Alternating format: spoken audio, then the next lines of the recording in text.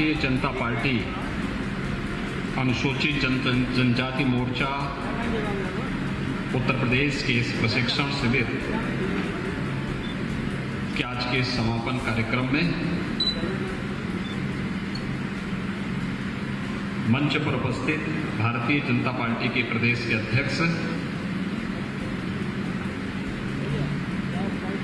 माननीय श्री स्वतंत्र देव सिंह जी,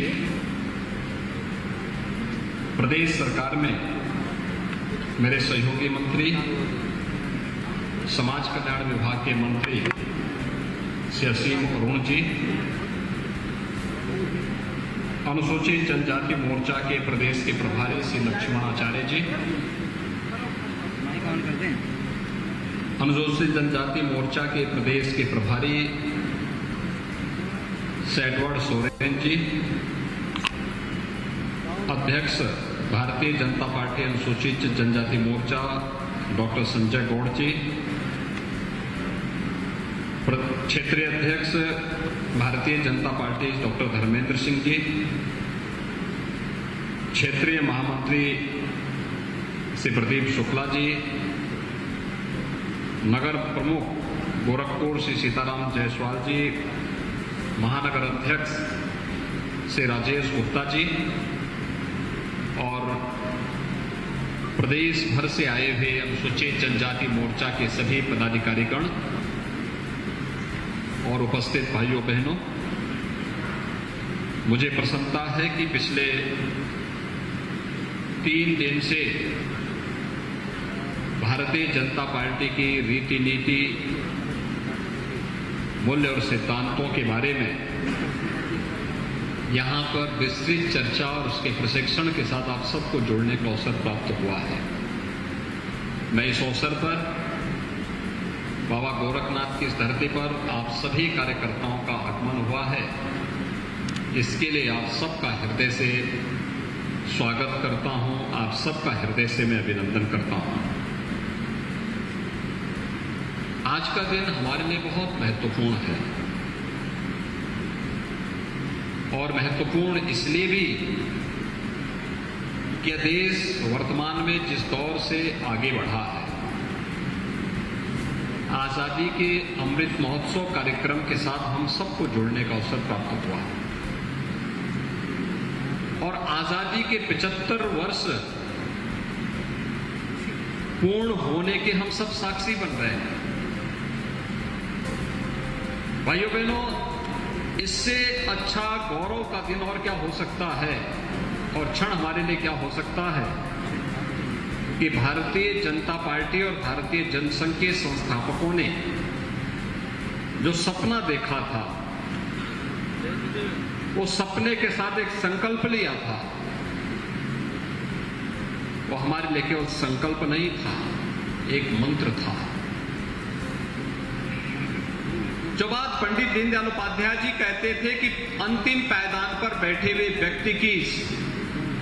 जब सत्ता के सिंहासन पर बैठेगा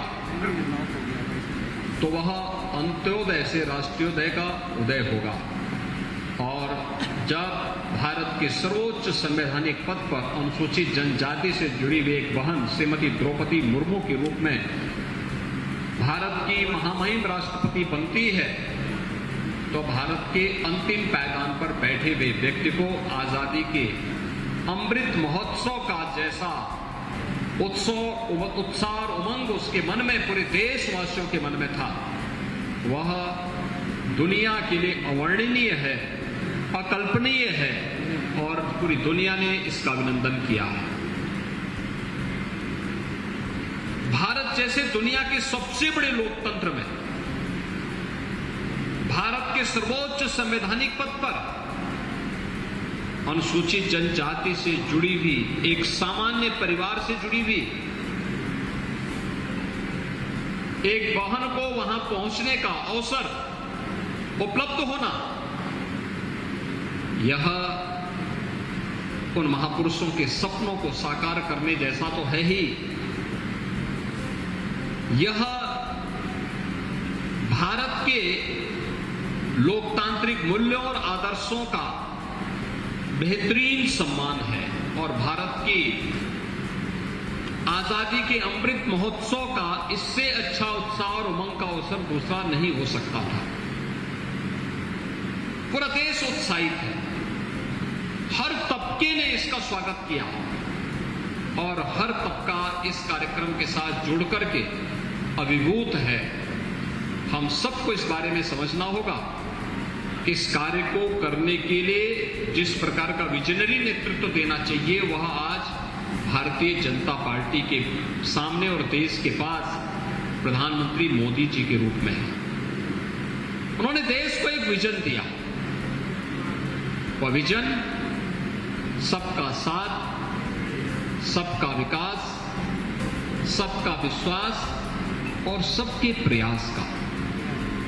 हम सबको साथ लेकर के चलेंगे, सबका विकास कराएंगे, सबके विश्वास को अर्जित करेंगे और सबके विश्वास के माध्यम से और सबके प्रयास के माध्यम से हम भारत को दुनिया की एक महाताकत भी बनाएंगे। और उस महाताकत को बनाने के अभियान के क्रम में ही प्रवर्तमान अभियान भारत के अंदर चल रहे हैं। ये कोई सोचता था कि कोई सरकार ऐसे भी आएगी जो करोड़ों गरीबों के घर में शौचालय दे देगी? ये केवल एक शौचालय नहीं थे, यह शौचालय उस व्यक्ति की गरिमा और नारी गरिमा का प्रतीक तो है ही, उसके सर्वांगीण विकास की रूपरेखा भी तैयार करता है। तमाम प्रकार की जो बीमारियां होती हैं उन बीमारियों के पीछे खुले में शौच एक कारण था। देश के अंदर 10 करोड़ गरीबों के लिए शौचालय उपलब्ध हो जाना, आजादी के लिए 70 वर्ष इसके लिए इंतजार करना पड़ा था। और 70 वर्ष के बाद जब प्रधानमंत्री मोदी जी ने इस कार्यक्रम को आगे बढ़ाया, आज देश के अंदर 10 करोड़ परिवारों को यानी 50 करोड़ लोग आजादी के 70 वर्ष तक ऐसे थे जिनके पास अपना शौचालय नहीं था। आज प्रधानमंत्री मोदी जी के कारण हर घर शौचालय बनकर के हर एक घर को खुले में शौच से मुक्त कर करके नारी गरिमा की भी रक्षा की गई और साथ साथ उस व्यक्ति को स्वस्थ जीवन जीने के लिए भी एक अवसर उपलब्ध करवाने का कार्य सरकार के माध्यम से किया गया। कोई सोचता था गरीब के पास भी अपने मकान होंगे? अनुसूचित जाति, जनजाति, अति पिछड़ी जाति या सामान्य जाति, जिस भी जाति में कोई गरीब है, पूरे देश के अंदर 3 करोड़ ऐसे गरीबों को एक एक आवास उपलब्ध हो जाना, ये उसी अभियान का हिस्सा है। 8 करोड़ गरीबों को निःशुल्क रसोई गैस के कनेक्शन उपलब्ध हो जाना, 4 करोड़ गरीबों को निःशुल्क विद्युत के कनेक्शन उपलब्ध हो जाना, 10 करोड़ गरीबों को देश के अंदर निःशुल्क आयुष्मान भारत के कार्ड उपलब्ध हो जाना, यानी ये सभी कार्यक्रम अंत्योदय के उसी लक्ष्य को प्राप्त करने के लिए जो सपना कभी पंडित दीनदयाल उपाध्याय जी ने देखा था, उसी सपने को साकार करने के लिए कार्यक्रम चल रहे हैं। यही नहीं, डॉक्टर श्यामा प्रसाद मुखर्जी जी ने एक नारा दिया था, एक देश में 2 विधान, 2 निशान और 2 प्रधान नहीं चलेंगे।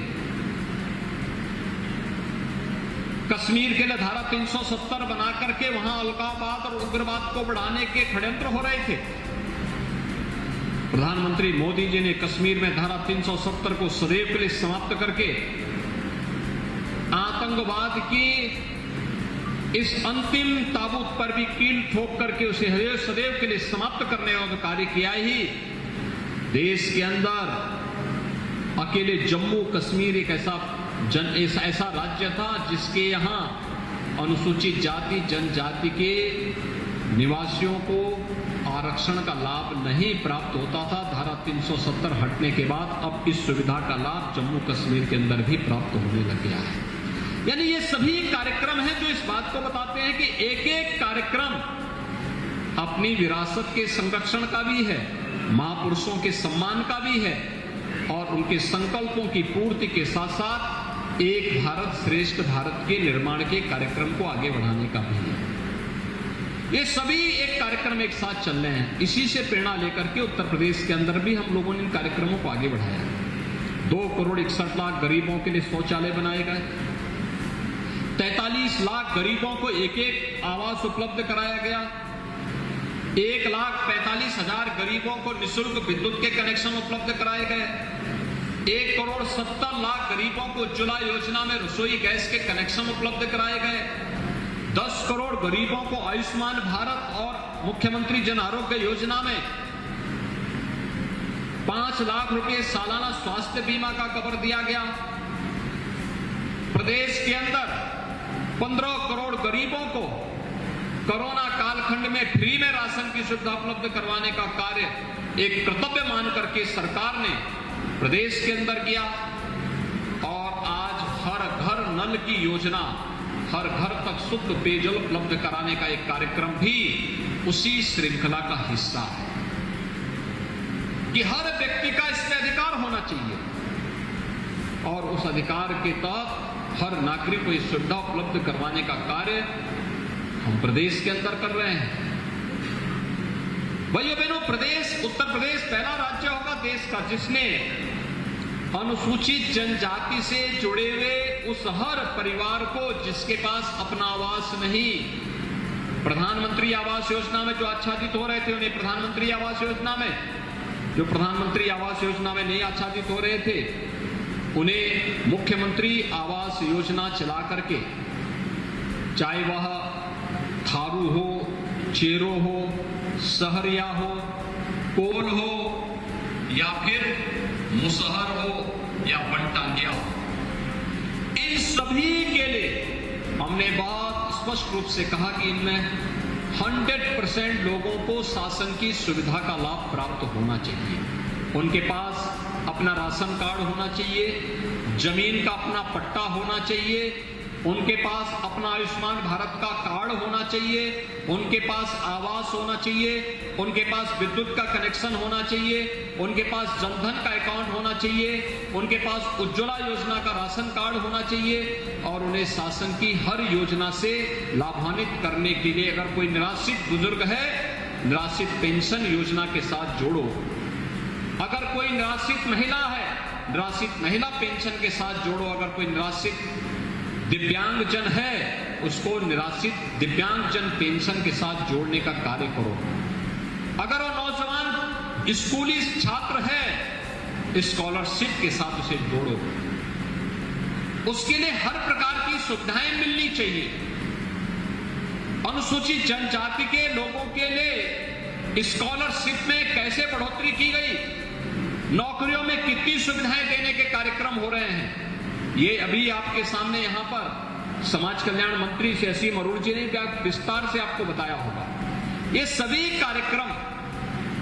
हमारे लिए अंत्योदय के लक्ष्य को प्राप्त करने का एक संकल्प था और इसलिए था क्योंकि हमारा कर्तव्य था कि जिस जनजाति समुदाय ने विपरीत परिस्थितियों में आकर के कभी भगवान राम के सहयोगी बनकर के, कभी भगवान कृष्ण के सहयोगी बनकर के, कभी महाराणा प्रताप और छत्रपति शिवाजी महाराज का सहयोगी बनकर के भारत को भारत बनाने में अपना योगदान किया, उस जनजातीय समुदाय को आज आजादी के बाद भारत की आजादी का वास्तविक लाभ मिलना जो बाकी पिछली सरकारों की कमी के कारण रह गया था, उसे कैसे दिया जा सकता है, उसी क्रम को आगे बढ़ाने का एक कार्यक्रम है। इसलिए आपने देखा होगा प्रधानमंत्री मोदी जी ने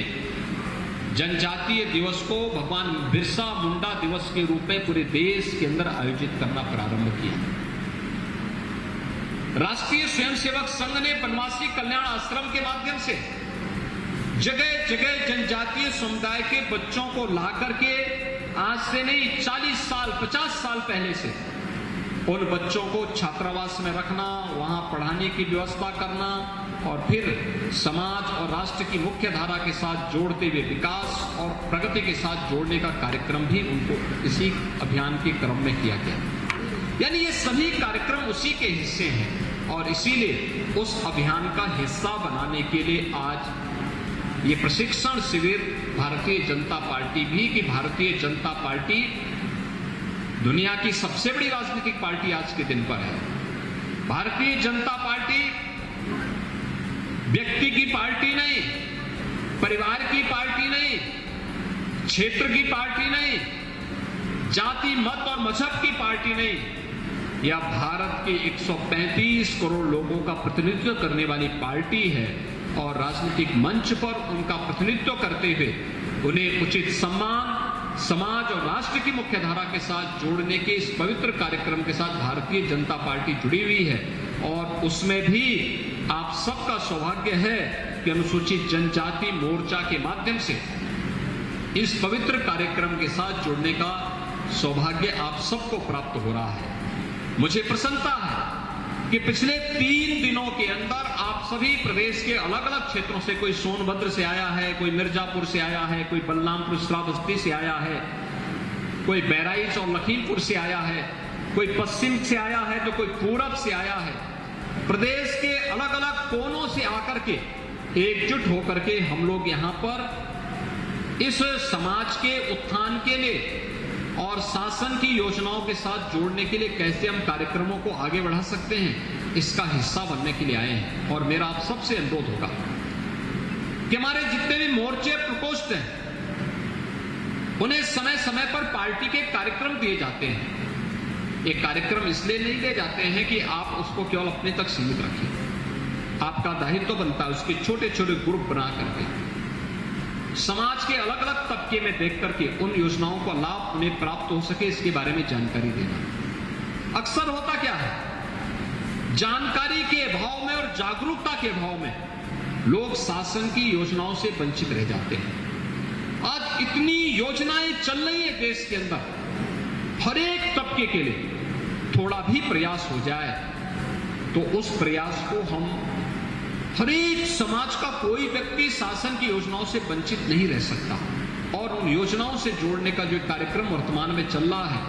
इस कार्यक्रम को ही हमें मिलकर के एक पार्टी संगठन के साथ जोड़ना। केंद्र और राज्य सरकार की जो डबल इंजन की सरकार है, डबल इंजन की सरकार के द्वारा कहां पर क्या कार्यक्रम किए जा रहे हैं, लोक कल्याण के क्षेत्र में, युवाओं के लिए, महिलाओं के लिए, श्रमिकों के लिए, किसानों के लिए, समाज के अलग अलग तबके के लिए, उन सभी योजनाओं की जानकारी लेना